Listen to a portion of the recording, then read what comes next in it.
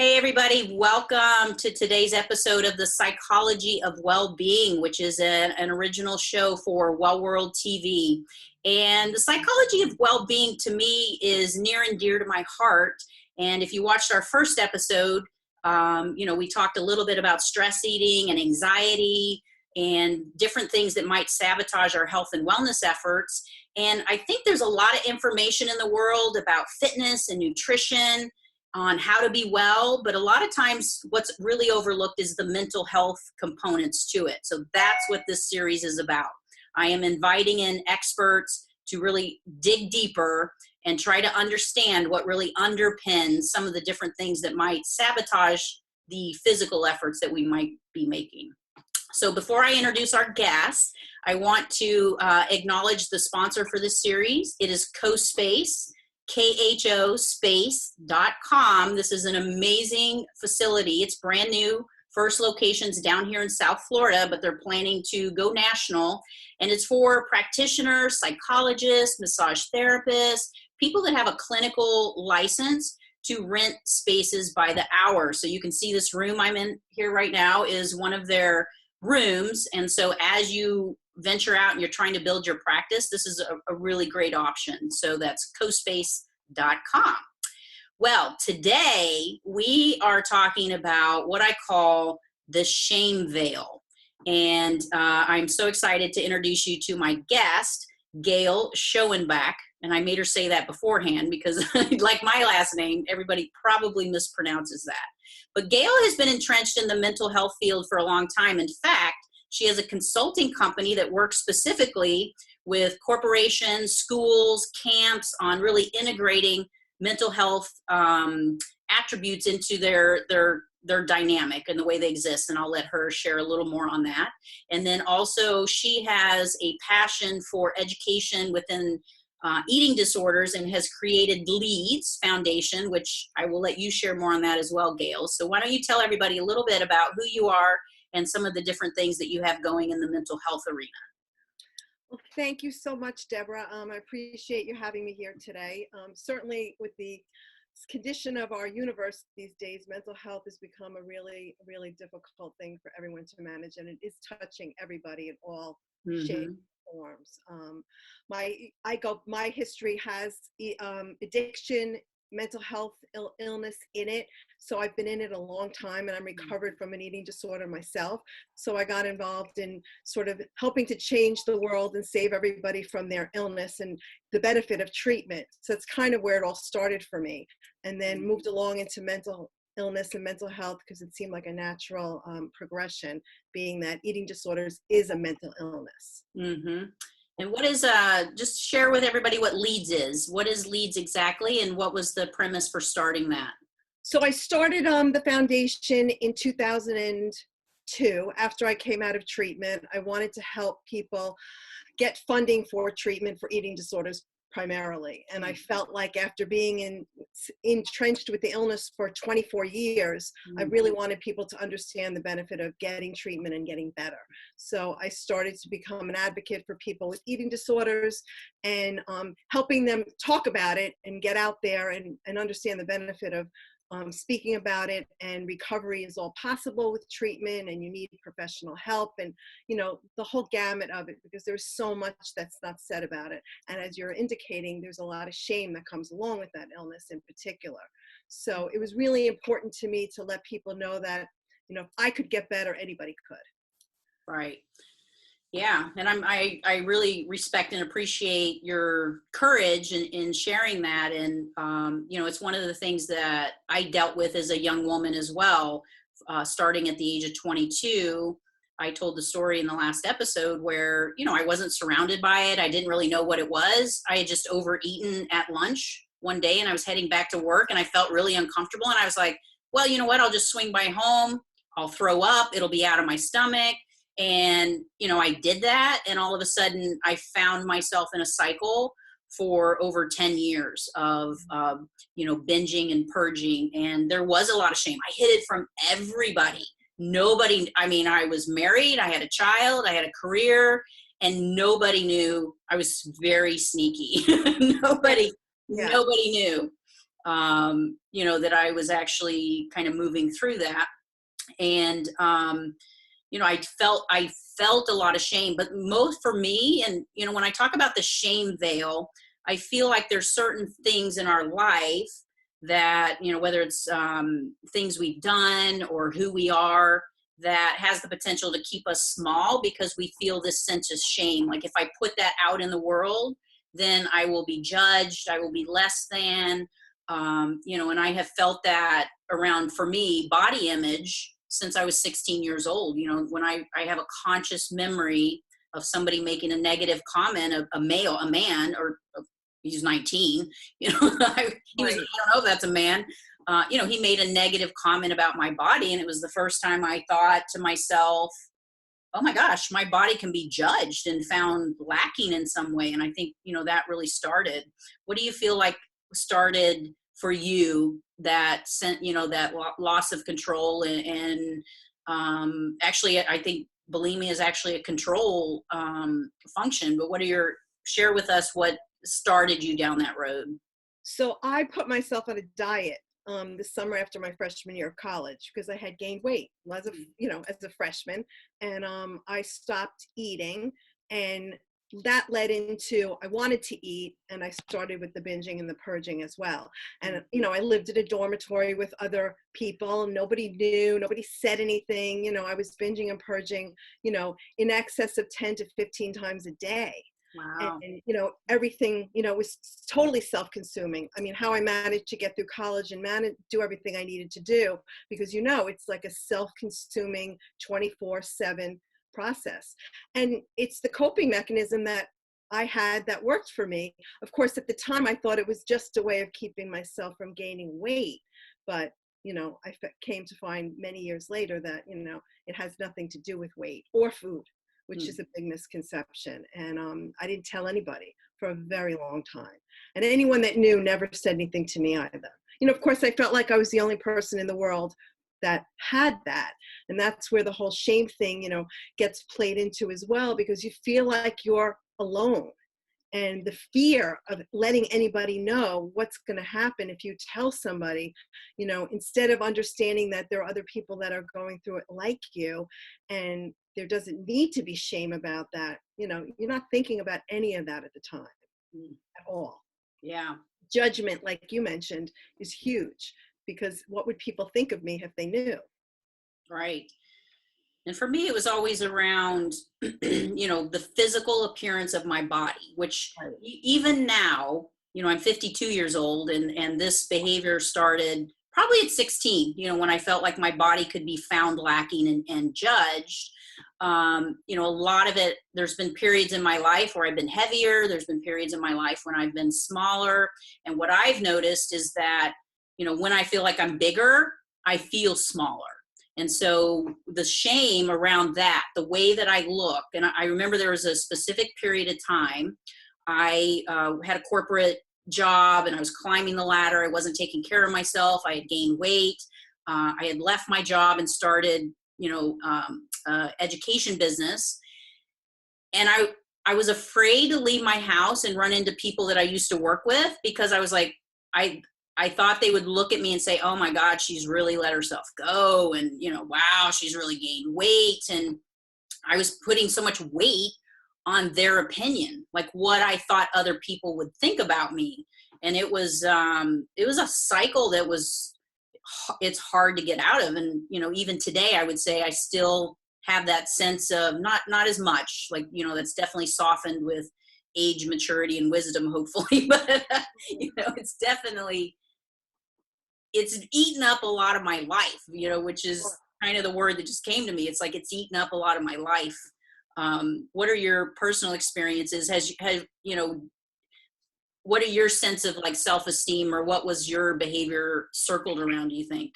Well, for me, I never felt like I had anything more than the way that I looked. I never felt intelligent. I didn't feel successful. I didn't feel like I could get past that. And for me, it was just a way of, keeping myself almost as a fear of success, because I didn't really know how to do that. So it kept me in a place that I could just spend time concentrating on that and make myself look and stay the way that I thought I was supposed to be. And it went on for a really, really long time. I was fortunate to get married and have 3 healthy pregnancies and, manage all that and take care of everybody and everything all the time, and without the focus on myself. And that was my diversion, because I didn't feel like, I felt like anything I did for me was selfish. And I've come to learn as an adult many years later that, being selfish is not a bad thing. And it doesn't take away from somebody else that you care about when you have to take care of yourself. And that took many years for me to understand that. And I almost felt shameful about that in the beginning, because I was allowing myself to sort of take care of myself. And there was shame in that. And so it kind of sort of crossed different boundaries. But it was a process, a very long process. And it doesn't work every day. Right. Right. It doesn't. Every day it doesn't always work. There are some days when it's much harder, and I don't always know why, but I pay attention to the signals and things that come to play that used to trigger me into using my eating disorder. I had to learn other ways to manage that, but it's not easy, and it's still very shameful sometimes when I feel like I can't do it when I know I can, and I find shame in that often. Yeah. But it helps to talk to other people all the time about anything. You come to find you're not alone, and that's huge. That fear of feeling like, you're not going to get past it is very consuming, and talking to other people alleviates that. Yeah, I always feel like, and we feel shame around a lot of different things. It could be something in the family. It could be something personal. It could be, I'm ashamed of my circumstance or where I live. And it's almost as if, when you're willing and able to put those things out into the world, you realize often that it starts to lose its power over you, and, your willingness to share and put yourself out there. And if you do lose some people, some connections or some friends, those aren't authentic connections anyway, because the people that you want in your life and the people you want to surround yourself with are those who are attracted to your real self. And so when we allow shame, to keep us small or keep us different, or we put on a fake face, I can put on a fake face, then, you're attracting people who are not attracted to who you really are. And so, if there's one encouraging message I hope people get from this series is to realize that it doesn't matter who you are. You're in New Jersey, I'm in Florida. We both have things going on in our life. We have, a certain level of success, and we face these challenges too. Sure. So, I mean, there's there's mental illness in my family. There's an addiction. I've managed to have to deal that with, very close family members of mine. And there are people that look at that and find that shameful when you've had something happen in your family, or there's someone in your family that's struggling. And it's really quite the opposite, because just like you said, there's so many people that are battling so many things that it's comforting. And there is no shame in that. I mean, it's an illness, no different than if you have cancer or you have diabetes. You're not going to be embarrassed to talk about that. And that you can get help for it. And people are going to understand that and say, oh yeah, I have a mom that's diabetic, or my father has cancer. It's the same thing with mental illness. But for whatever reason, people are very embarrassed about it, because a lot of times people think it's a choice. And bulimia was never a choice. And many people think that your addiction or your illness is a choice, and you could change the behavior if you wanted to. And I used to say all the time, every single day I used to wake up thinking, I'm not going to binge and purge today. Every single day. And that never happened. And if I could have chosen not to, believe me, I would have. Yeah. And then I know that feeling too, and then you feel like a failure, like you said, you wake up, it's a new day, you can make new choices, and then you do the behavior and you do the binging, you do the purging, and then you're like, well, I failed this day. It's like that sense of failure, that you really don't have control, even though, I've talked to experts who say it's it is a dysfunction related to control. But yeah, it's interesting.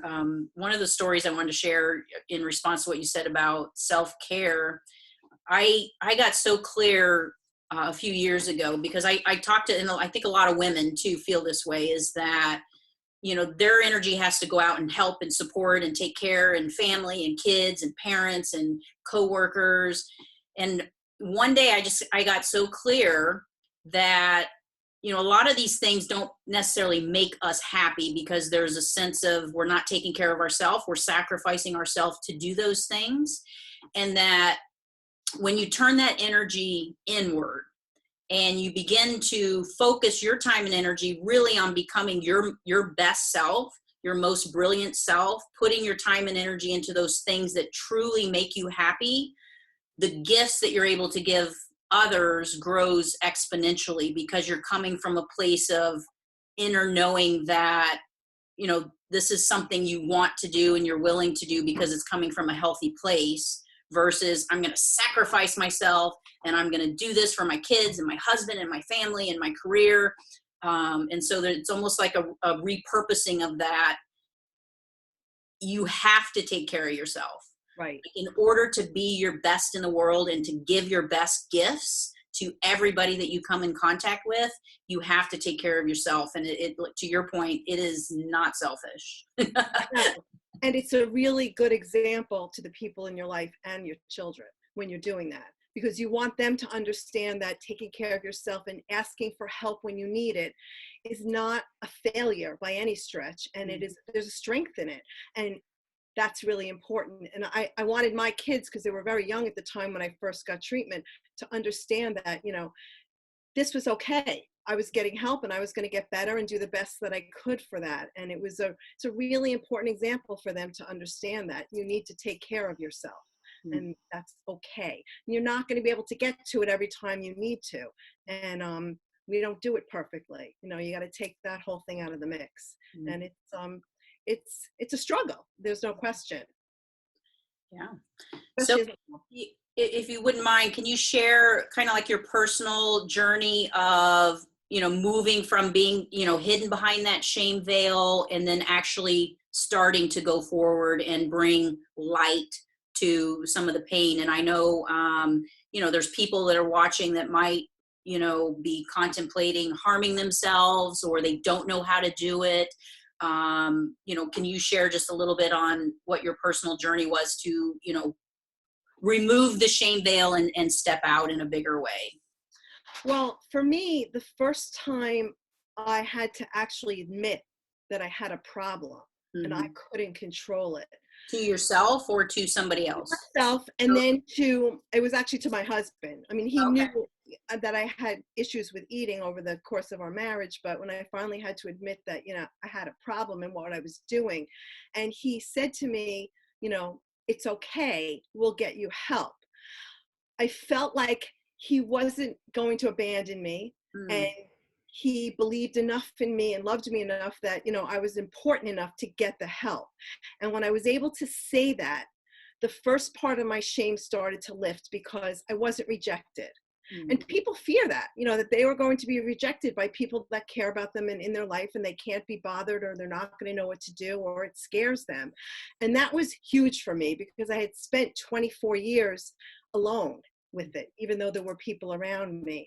And when I started to talk about it, at that point, I felt the shame started to lift. I wasn't sure how I was going to figure it out or live without it or get better, but the shame started to lift because there were other people that connected with me and understood, were experiencing things similar, and indicated to me that I could get help, and the help available knew that there was a way to work through it. And I never thought there was.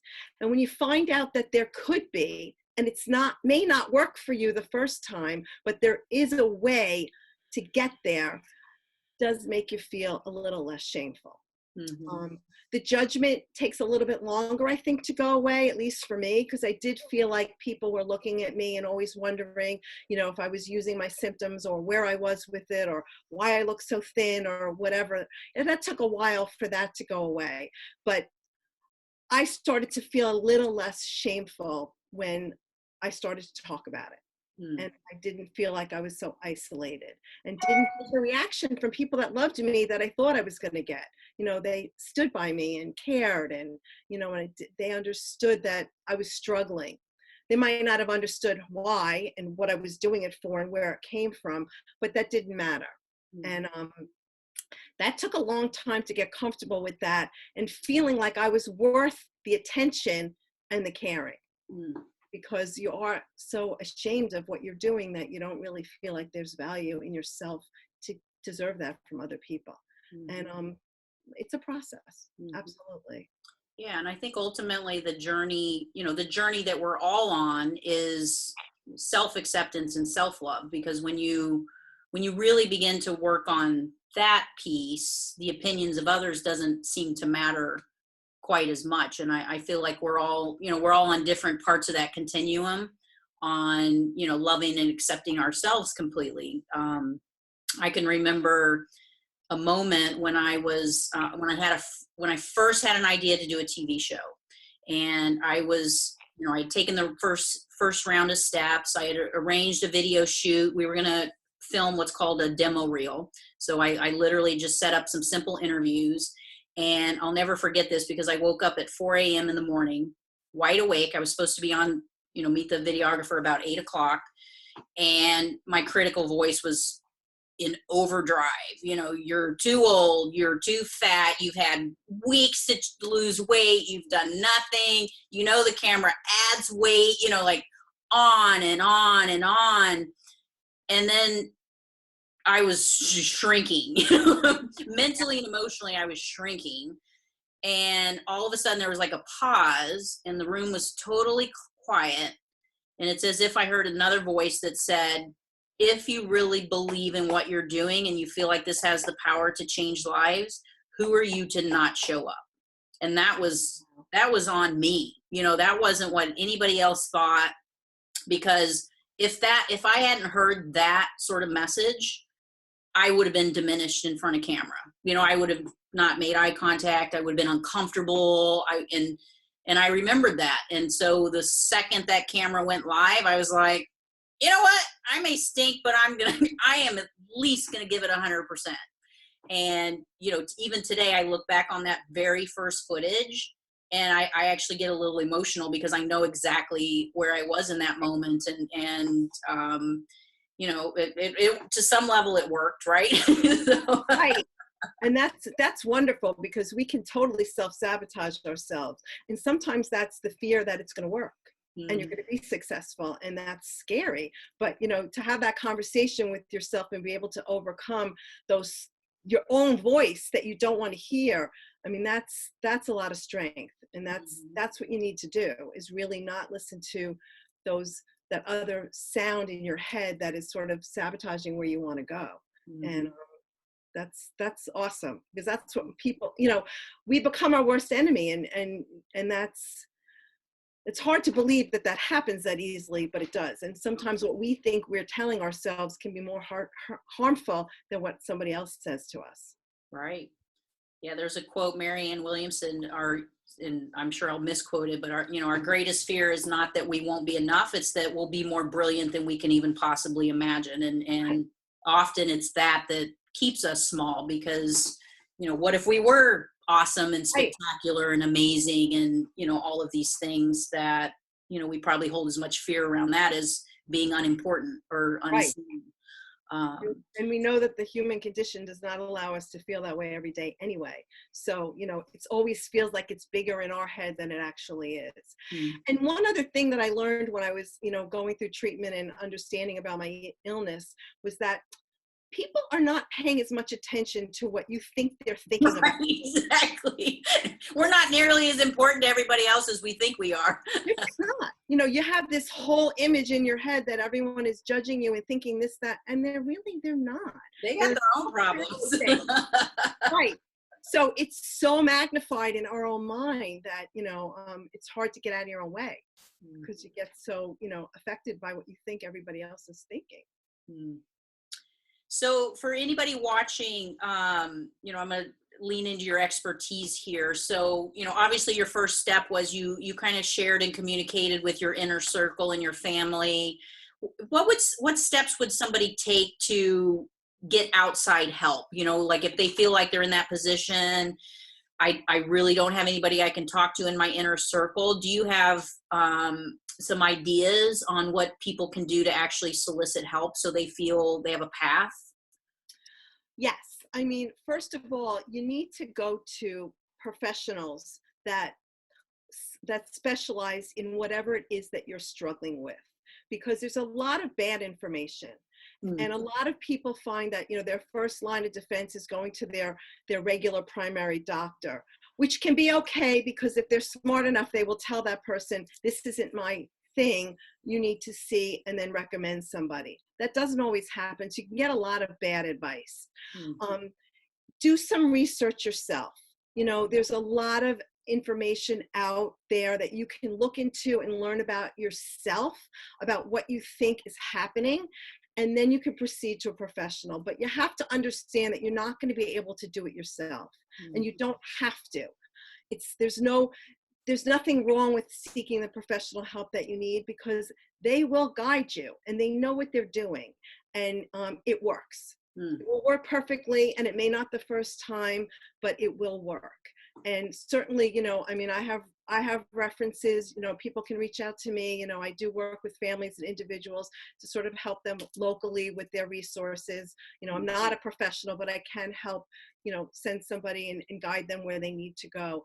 But if you start to know that something doesn't feel right, it probably doesn't. Yeah. And you can just start to investigate what it is that you think is happening, and go right to a professional and say, this is what's going on. Can you help me, or can you help me find somebody who can help me with that?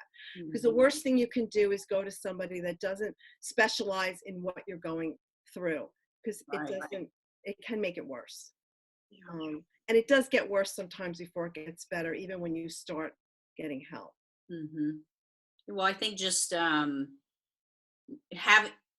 that understanding that you're not alone, whether that is a family member or a mental health professional, or, becoming part of a group or joining a conversation, something I think there's empowering in knowing that, wow, it's not just me, and there are resources out there that I can tap into. So I think that's really valuable advice for people to, reach out and take that first step. So support groups are amazing, and they're everywhere for everything, and they are a good place to start off in too, because you will be with other people that are either suffering themselves or have a family member, and they're there because they want to talk about it and they want to get some support. So sometimes that's a good place to start also, because locally there's groups for everything.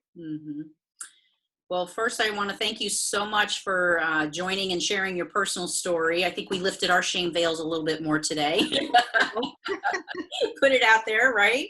I'm feeling lighter, so, emotionally anyways. Yeah. So Thank you. how would people get in touch with you if they, feel like they need a little extra guidance, or they just want to reach out to you? Well, they certainly can, they can email me at gailschoenbach@gmail.com. My website, Mental Health Directs, is online. It's under construction, but you can get to me through that. Okay. And, and I'm happy to do whatever I can to help. We're not, you're not alone. And particularly, like we said before, this time, but we're all going through a lot of things, and very unusual circumstances, and very unprecedented, and very uncomfortable and scary for everybody. So hopefully that will make people feel a little bit more inclined to get help, because they're really not alone, for sure. Yeah. So, hopefully maybe that is helping the shame side of all this, because we all are dealing with a lot of the same things.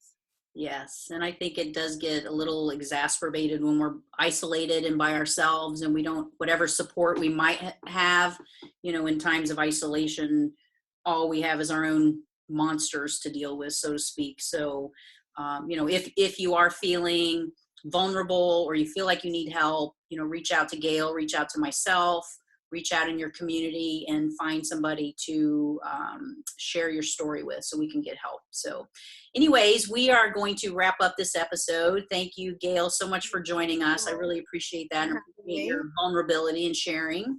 And I am looking for experts. So if you're an expert or you know somebody in the mental health field, very important topic. We're covering everything.